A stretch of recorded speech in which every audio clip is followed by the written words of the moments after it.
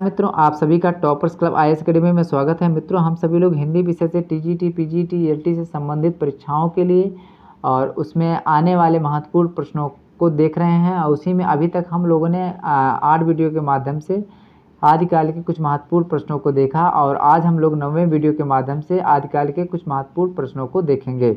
तो चलिए शुरू करते हैं। आज का जो पहला प्रश्न है वह है कवि सरहपा का समय राहु सकृत्यायन ने क्या निश्चित किया है। तो इसमें जो विकल्प दिया गया है 693 ईस्वी, 796 ईस्वी, 769 ईस्वी और 969 ईस्वी। इसमें जो आपका सही विकल्प है वह गा सही होगा। 769 ईस्वी राहु सकृत्यायन ने सरहपा का समय माना है, निश्चित किया है और सरहपा को राहु सकृत्यायन हिंदी का प्रथम कवि भी मानते हैं। अगला जो प्रश्न है वह है अभ्रंश का वाल्मीकि किसे कहा जाता है। तो इसमें जो आपका विकल्प है पुष्यदंत, धर्मपाल, देवसेन, स्वयंभू। इसमें जो आपका सही विकल्प होगा वह स्वयंभू। स्वयंभू को अभ्रंश का वाल्मीकि कहा जाता है क्योंकि इनकी एक रचना है पौमचर्यू। तो पौमचर्यू में जो है आपके राम का चरित्र विस्तार से वर्णित किया गया है, इसीलिए इनको अभ्रंश का वाल्मीकि भी कहा जाता है। और इनका जो समय है वह 8वीं सदी माना गया है और इनको डॉक्टर राम कुमार वर्मा ने इनको हिंदी का प्रथम कवि भी मानते हैं, हिंदी भाषा अभ्रंश भाषा का प्रथम कवि भी मानते हैं। और इसमें जैसे पुष्यदंत है, पुष्यदंत 10वीं शताब्दी है, इनको बहुभूत के नाम से भी जाना जाता है। और देवसेन है, देवसेन की रचना एक महत्वपूर्ण रचना है श्रवकाचार।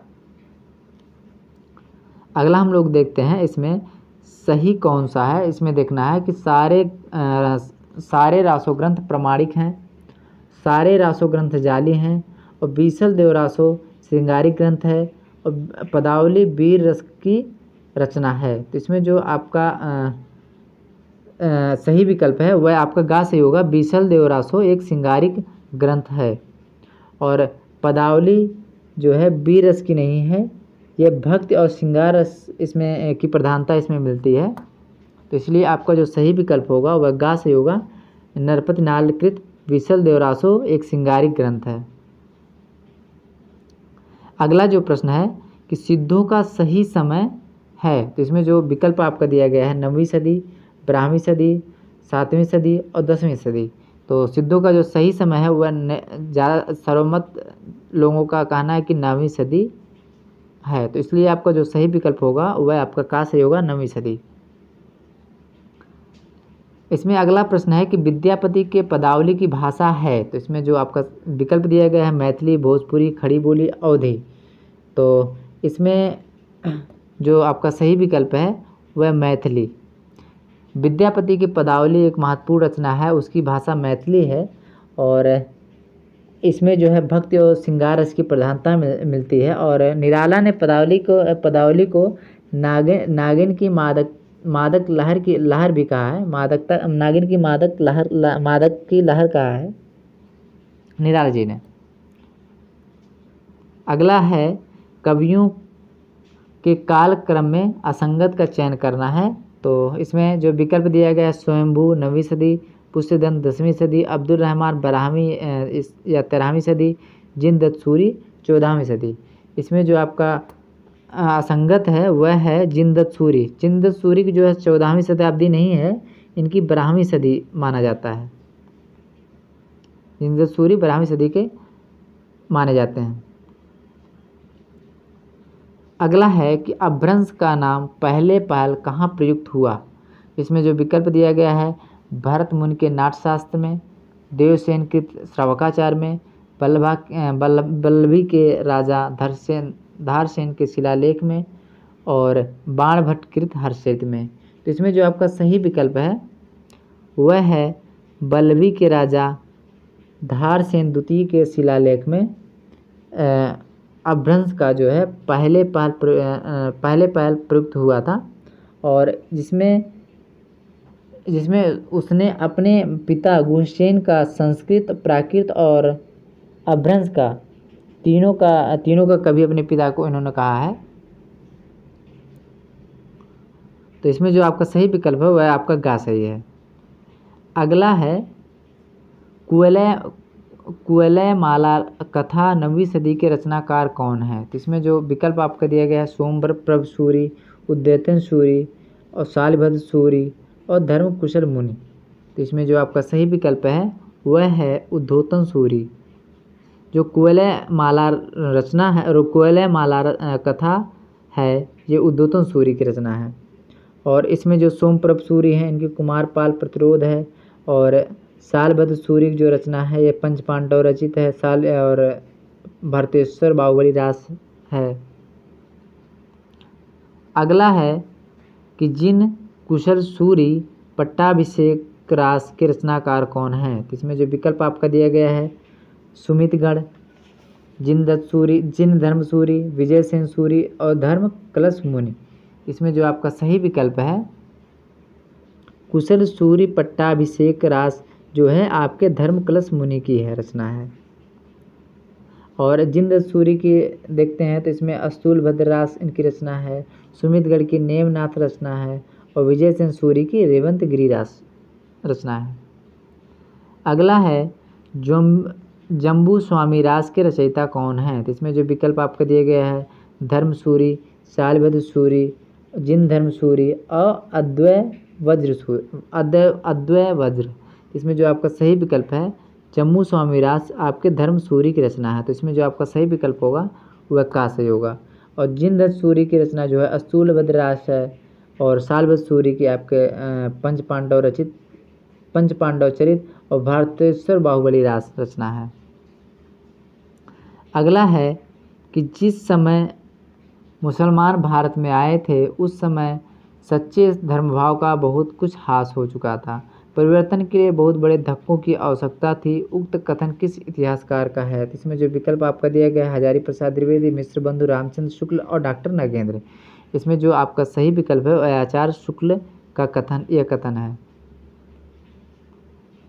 अगला प्रश्न है कि हिंदू समाज में नीच से नीच समझी जाने वाली जात भी अपने से नीची एक और जात ढूंढ लेती है। यह महत्वपूर्ण कथन किसका है। तो इसमें जो विकल्प दिया गया है रामचंद्र शुक्ल, नंद दुलारी वाजपेयी, आज्ञेय और हजारी प्रसाद द्विवेदी। इसमें जो सही विकल्प है यह बहुत महत्वपूर्ण कथन है, यह है हजारी प्रसाद द्विवेदी जी का कथन है।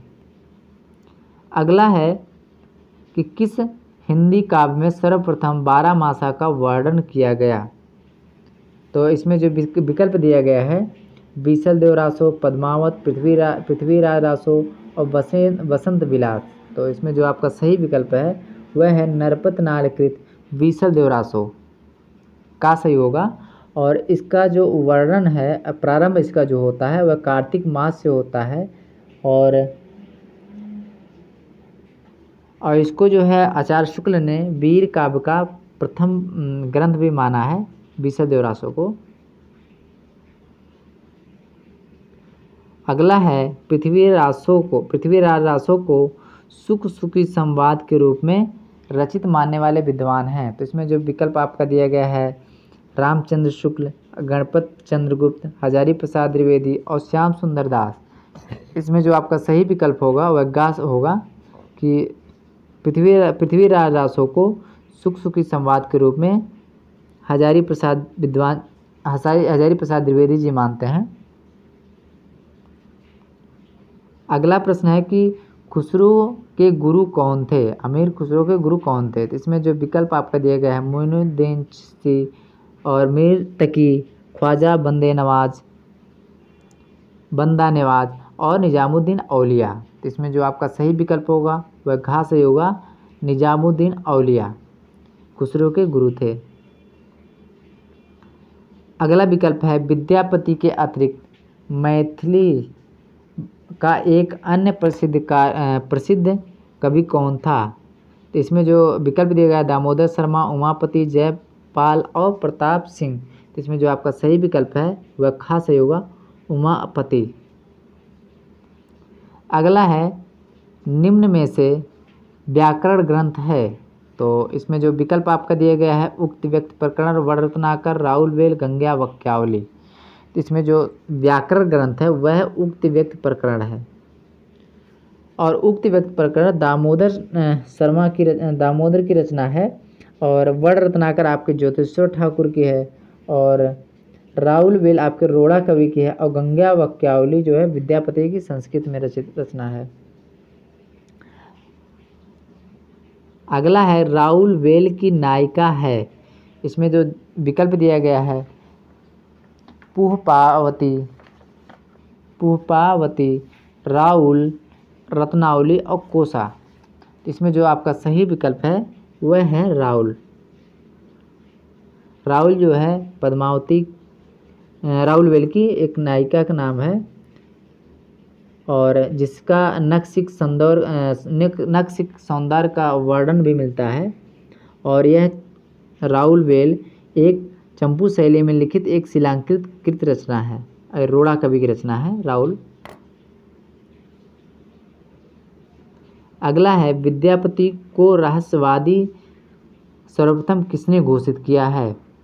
तो इसमें जो विकल्प आपका दिया गया है रामचंद्र शुक्ल, राम कुमार वर्मा, ग्रियर्सन और मिश्र बंधु। तो इसमें जो आपका विकल्प सही होगा वह है ग्रियर्सन। ग्रियर्सन ने विद्यापति को सर्वप्रथम रहस्यवादी घोषित किया था। तो सही विकल्प आपका गा सही होगा। अगला है कि विद्यापति की कौन सी कृत अभी तक अप्रमाणित है। इसमें जो विकल्प दिए गया है पदावली, कीर्तलता, शैव सर्वसार, कीर्त पताका। इसमें जो आपका सही विकल्प है वह कीर्त पताका है। कीर्त पताका अभी तक विद्यापति की अप्रकाशित कृत है। अगला है खुसरो का व्याकरण ग्रंथ है। इसमें जो विकल्प दिया गया है नुहे सिपर, हालात एक कन्हैया, खालिक बारी, नजरान ए हिंदी। इसमें जो आपका सही विकल्प है वह है नुहे सिपर जो इनका एक व्याकरण ग्रंथ है और खालिक बारी इनकी जो है शब्दकोश मानी गई है। अगला है कि श्रुति के आधार पर बसंत विलास का रचनाकार माना जाता है। तो इसमें जो विकल्प दिया गया है मधुकर, पातीराम, रोड़ा और बालचंद्र।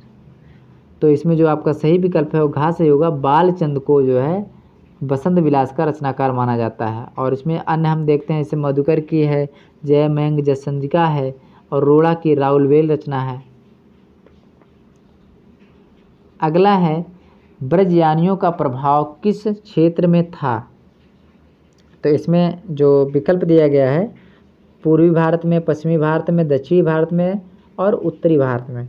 तो इसमें जो आपका सही विकल्प है वह पूर्वी भारत में, यानी ब्रजयानियों का जो प्रभाव क्षेत्र था वह पूर्वी भारत में था और पश्चिमी में तो जैनियों का प्रभाव ज़्यादा था और दक्षिण भारत में आपके अलवार और नैनार संतों का मिलता है ज़्यादातर। नैनार दक्षिण संबंधित थे। अगला है कि रामचंद्र शुक्ल ने गोरखनाथ का समय निर्धारित किया है। तो इसमें जो विकल्प दिया गया है 11वीं शताब्दी और 13वीं शताब्दी, 10वीं शताब्दी और 12वीं शताब्दी। तो जो रामचंद्र शुक्ल ने गोरखनाथ का समय जो है 13वीं शताब्दी निर्धारित किया है। तो इनका जो सही विकल्प होगा वह है खा। अगला है महासुखवाद का सिद्धांत किस बौद्ध शाखा में मिलता है। तो इसमें जो विकल्प दिया गया है आपका नाथ साहित्य में, सहजयान, ब्रजयान और हीनयान। तो इसमें जो आपका सही विकल्प है वह ब्रजयान में महासुखवाद का सिद्धांत मिलता है। अगला जो प्रश्न है रत्नाकर जो पम कथा किस संप्रदाय का ग्रंथ है। तो इसमें जो विकल्प दिया गया है सिद्धों का, नाथों का, जैनों का, बौद्धों का। तो इसमें जो सही विकल्प है वह आपका का सही होगा सिद्धों का। अगला है कि 84 सिद्धों में बहुत से मछुए, चमार, डोम, कहार, लकड़हारे, दर्जी, बहुत से शूद्र कहे जाने वाले लोग थे, अतः जात पात के खंडन तो वे आप ही थे। तो वक्तव्य किस विद्वान का है, यह कथन किस विद्वान का है। इसमें जो विकल्प दिया गया है डॉक्टर नगेंद्र, हजारी प्रसाद द्विवेदी, राम कुमार वर्मा और रामचंद्र शुक्ल। इसमें जो आपका सही विकल्प है वह आचार्य रामचंद्र शुक्ल। यह कथन जो है रामचंद्र शुक्ल जी का है। अगला जो प्रश्न है कि आदिकाल में प्रामाणिक साहित्य उपलब्ध होता है? तो इसमें जो विकल्प दिया गया है रासो साहित्य, जैन साहित्य, सिद्ध साहित्य, नाथ साहित्य। इसमें जो आपका सही विकल्प है वह जैन साहित्य का जो है ज़्यादा सर्वाधिक जो है आदिकाल में प्रामाणिकता मिलता है के रूप में उपलब्ध भी होता है। अगला है पृथ्वीराज विजय नामक ऐतिहासिक संस्कृत भाषा का काव्य के रचयिता हैं। तो इसमें जो विकल्प दिया गया है जगनिक, चंद्रवरदाई, जयपाल और जयानक कवि। तो इसमें जो आपका सही विकल्प है वह आपका गा सही होगा, जयानक कवि पृथ्वीराज विजय के संस्कृत भाषा के रचयिता हैं। अगला जो प्रश्न है वह काल सर्वज्ञ किस जैनाचार्य को कहा गया है? तो इसमें जो विकल्प आपका दिया गया है हेमचंद, गोरखनाथ और स्वयंभू और पुष्यदंत। तो काल सर्वज्ञ जो है आपके हेमचंद को कहा गया है। तो इसमें जो आपका सही विकल्प है वह आपका का सही होगा। और इसमें गोरखनाथ जो है मिश्र बंधु ने हिंदी का प्रथम कवि इनको माना है, हिंदी का प्रथम गद्य लेखक माना है। और पुष्यदंत को हिंदी का बहुभूत कहा जाता है।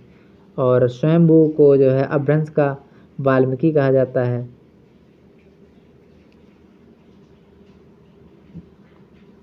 अगला है प्रबंध चिंतामणि के रचनाकार हैं। तो इसमें जो विकल्प आपका दिया गया है हेमचंद्र, सोमप्रभ सूरी और जैनाचार्य मेरतुंग और उद्योतन सूरी। तो इसमें जो आपका सही विकल्प है वह है जैनाचार्य मेरतुंग को जो है ये प्रबंध चिंतामणि के रचनाकार हैं। अगला प्रश्न है कि परमात्मा प्रकाश रचना किसकी है? तो इसमें जो विकल्प आपका दिया गया है वह है राम सिंह, योयुंदु, कनकामर और देवसेन। तो इसमें जो आपका सही विकल्प है वह आपका खास सही होगा। परमात्मा प्रकाश योयुंदु की रचना है। और यह जो परमात्मा प्रकाश है यह 6वीं सदी में इसमें धर्म दर्शन एवं इंद्रिय निग्रह का आधार बनाती है को आधार मानकर किए हैं। अगला है कि विद्यापति की कौन सी रचना भृंग संवाद के रूप में हुई है? तो इसमें जो विकल्प है पदावली, कीर्त पताका, गंगा वाक्यावली और कीर्त लता। तो इनकी जो कीर्त लता है इसको जो है विद्यापति ने भृंग संवाद के रूप में किए हैं। और इसमें कीर्त लता और कीर्त पताका जो भाषा है इसकी या भट्ट है विद्यापति ने किया है। और पदावली की मैथिली है, गंगा वाक्यावली आपके संस्कृत में रचित रचना है। अगला है हिंदुस्तान का तूतिया किसे कहा गया है? तो इसमें जो विकल्प आपका दिया गया तानसेन, अमीर खुसरो, चंद्रवरदाई, विद्यापति। तो जो हिंदुस्तान का तूतिया है इनको अमीर खुसरो जी को कहा गया है।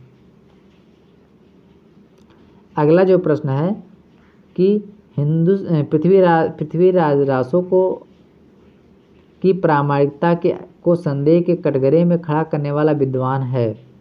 इसमें जो विकल्प आपका दिया गया कर्नल टाट, रामचंद्र शुक्ल, डॉक्टर वूलर और हजारी प्रसाद द्विवेदी। तो प्रामाणिकता के आधार पर पृथ्वीराज रासो को संदेह के कटघरे में सबसे पहले डॉक्टर वूलर ने जो है अप्रामाणिक माना है। और इसमें जो कर्नल टाट हैं इसको प्रमाणिक माने हैं। आचार्य शुक्ल जी भी अप्रामाणिक माने हैं। और हजारी प्रसाद द्विवेदी जो है अर्ध प्रमाणिक माने हैं। तो इसमें जो आपका सही विकल्प वह गा से होगा। अगला प्रश्न है कि नेमनाथ चौपई विजय चंद्र सूरी कृत की नायिका हैं। तो इसमें जो आपका विकल्प दिया गया है लोना, विशाखा, राजुल, प्रेमा। तो इसमें जो आपका सही विकल्प है वह है राजुल। तो नेमनाथ चौपई विजय चंद्र सूरी कृत है, इसकी जो नायिका है वह राजुल है। मित्रों यह हमारा आज का आखिरी प्रश्न था और आजकल का भी आखिरी प्रश्न था। मित्रों अभी तक हम लोगों ने करीब टोटल इसको लेकर के हम करीब 10 वीडियो हो गए हैं और इसमें अभी तक हम लोगों ने करीब 250 से ऊपर प्रश्नों का क्रमबद्ध रूप से अध्ययन किया और उसी में अभी तक उसमें हम लोगों ने करीब इसको समझने के लिए चारों विकल्पों को हमने देखा है और इसमें जो आगामी परीक्षाएं आने वाली हैं उसमें हम लोगों को काफ़ी मदद इससे मिलेगी। तो मित्रों चलते हैं, फिर मिलेंगे हम अगले वीडियो में और अगले कालखंड के साथ। तो चलिए चलते हैं। तो आज के लिए हमारा बस इतना ही था। नमस्कार, धन्यवाद।